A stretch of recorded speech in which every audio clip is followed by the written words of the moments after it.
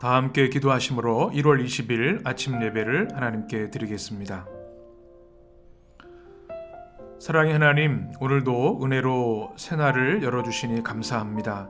이 시간 하나님께 감사하며 예배하오니 주님 영광받아 주옵소서. 오늘 하루도 하나님의 말씀과 뜻 안에 살게 하시고 오직 성령으로 충만하게 하여 주옵소서.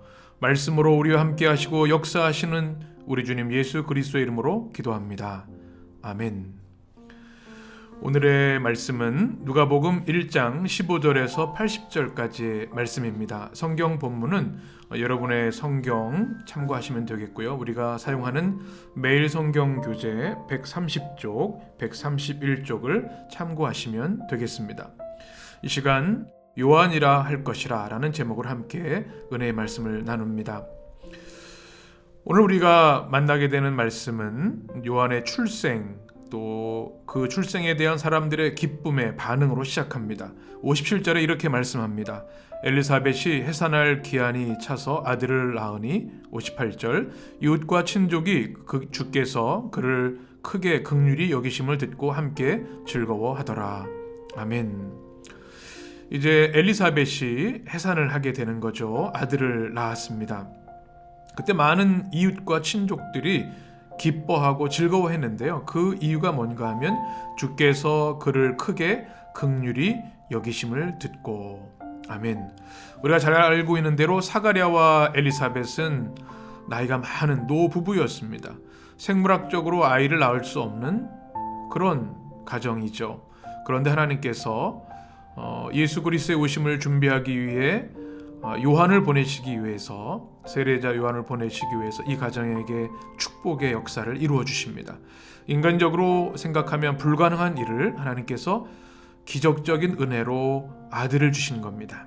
그래서 사람들이 이 사건을 보고, 세례 요한의 탄생을 보고 주께서 그를 크게 긍휼히 여기심을 듣고 이렇게 말씀합니다. 하나님의 긍휼의 역사로 새로운 생명, 구원의 길이 열려지게 되는 것이죠.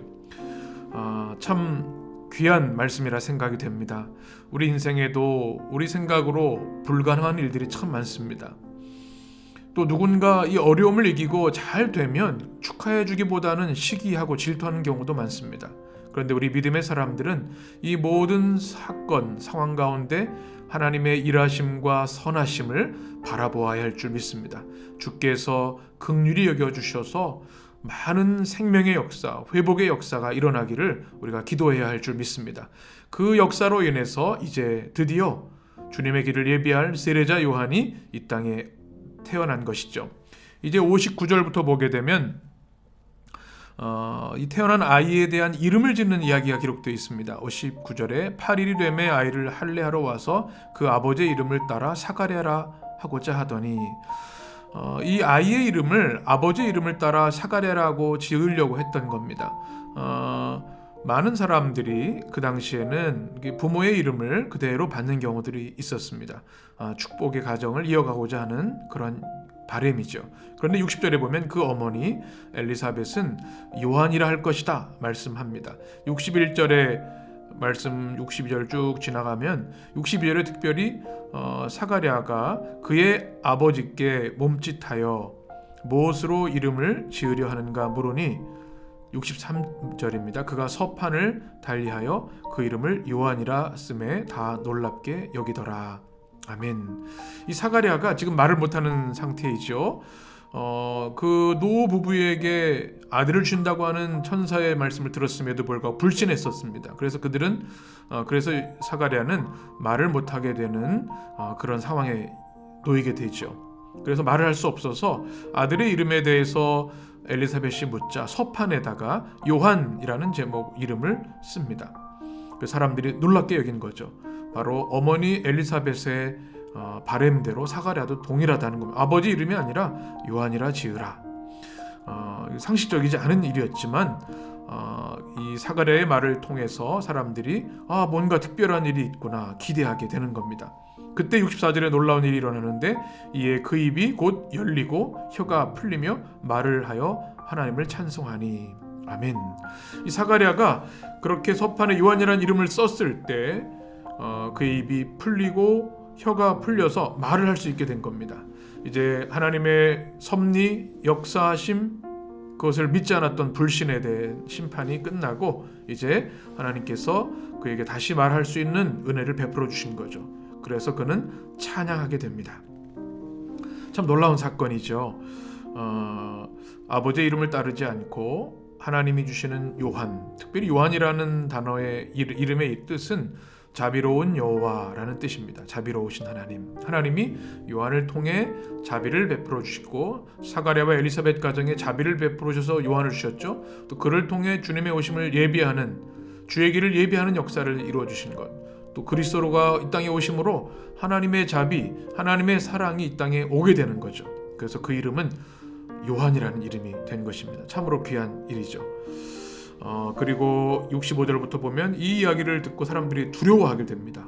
말하지 못하게 됐다가 말을 하게 되는 것, 그리고 요한이란 이름이 생겼다고 하는 것, 뭔가 특별한 일이 일어나겠다고 하는 두려움과 또한 한편으로는 기대를 갖게 되는 거죠. 66절을 보니까 듣는 사람이 다 이 말을 마음에 두며 이르되 이 아이가 장차 어찌 될까 하니 이는 주의 손이 그와 함께 하심이라. 주님의 손이 요한과 함께 하시게 되는 것, 얼마나 큰 은혜인지요. 오늘 이 말씀을 통해서 우리는 사랑과 은혜가 충만하신 하나님, 정말 영적 암흑기 가운데 있는 이 땅, 그럼에도 불구하고 정말 아이를 낳을 수 없는 그 가정에 요한을 주시고 하나님의 사랑과 자비가 지금도 부어지고 있음을 보여주셨습니다. 그리고 사가랴가 입이 열려 주님을 찬양하게 하신 거죠. 우리 인생에도 답답하고 답이 보이지 않고 암울한 일들이 얼마나 많은지 모릅니다. 그런데 오늘 말씀처럼 하나님께서는 하나님의 영으로, 하나님의 말씀으로 역사하셔서 우리 입을 열어주시고 또 찬송하게 하실 줄 믿습니다. 모든 불안과 두려움을 이기고 승리하게 하신 하나님의 은혜가 우리 모든 성도들에게 임하게 되시기를 축원합니다. 67절부터 보게 되면 이제 사가랴가 성령 충만함을 받아 예언하고 찬양하는 내용입니다. 67절, 그 붙인 사가랴가 성령의 충만함을 받아 예언하여 이르되, 이 68절, 찬송하리로다 주 이스라엘 하나님이여 그 백성을 돌보사 속량하시며, 69절, 우리를 위하여 구원의 뿔을 그 종 다윗의 집에 일으키셨으니. 아멘. 중요한 이제 찬양의 내용인데요. 이것을 우리가 사가랴의 찬가라고 합니다. 이 찬가, 더 베네딕투스라고 하는 말씀인데요. 이 찬양에는 놀라운 복음의 성취에 대한 찬양이 들어 있습니다. 이 구원의 뿔이라는 단어, 이 구약에서 뿔이라고 하는 것은 힘과 하나님의 강력한 구원의 역사를 말합니다. 구원의 뿔을 그 종 다윗의 집에 일으키셨다. 이제 요한이 이 땅에 오게 됐고 그를 통해 주님이 오시는데, 이 구원의 뿔은 바로 예수 그리스도이시죠. 온 인류를 구원하실 강력한 구원자, 그분이 다윗의 가정을 통해, 가문을 통해 오신다고 하는 것을 말씀합니다. 찬양합니다. 70절에 보면 선지자 입으로 말씀하신 것, 언약의 말씀이시죠. 그것이 바로 구원의 역사이심을 말씀합니다. 72절에 보면 우리 조상을 긍휼히 여기시며 그 거룩한 언약을 기억하셨으니. 역사가 타락하고 하나님을 거역합니다. 심판을 받습니다. 아무 희망이 없는 것 같습니다. 그런데 하나님은 그 모든 상황 가운데도 구원의 역사를 이루어 가시고 그 거룩한 언약을 기억하시고 이루시는 겁니다. 사람은 하나님의 말씀을 잊어버립니다. 거역합니다. 반역합니다. 실패합니다.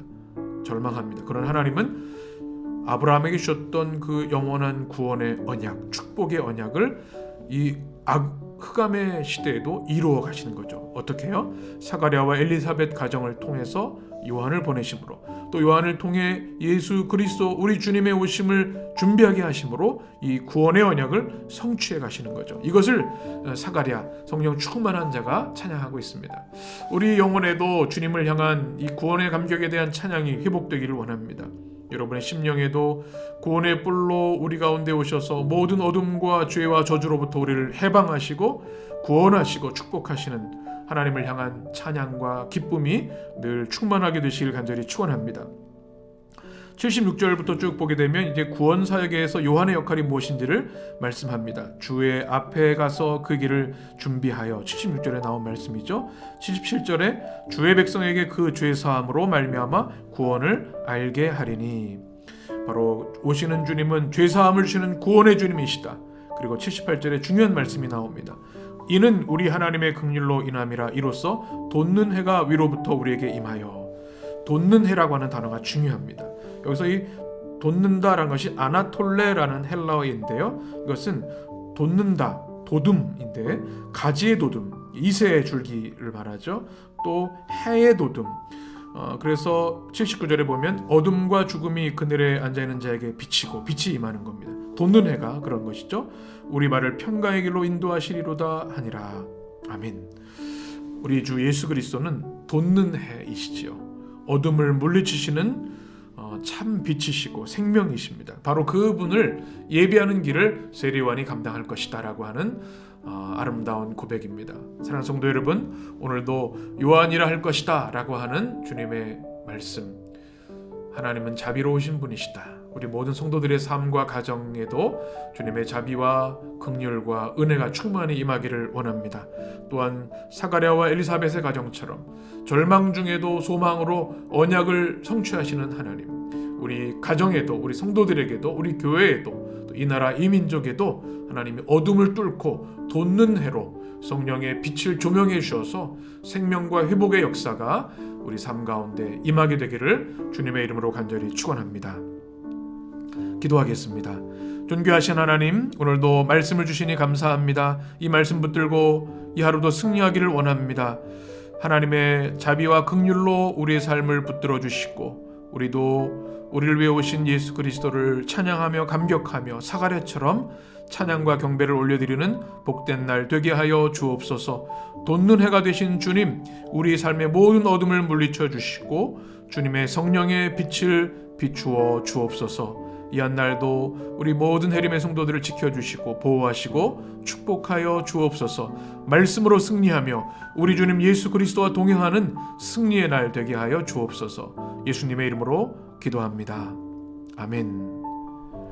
이 시간 주님의 기도로 아침 예배를 마치겠습니다. 하늘에 계신 우리 아버지여, 이름이 거룩히 여김을 받으시오며 나라의 임하옵시며 뜻이 하늘에서 이룬 것 같이 땅에서도 이루어지이다.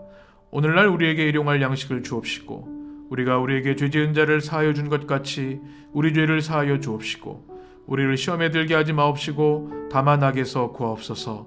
나라와 권세와 영광이 아버지께 영원히 있사옵나이다. 아멘.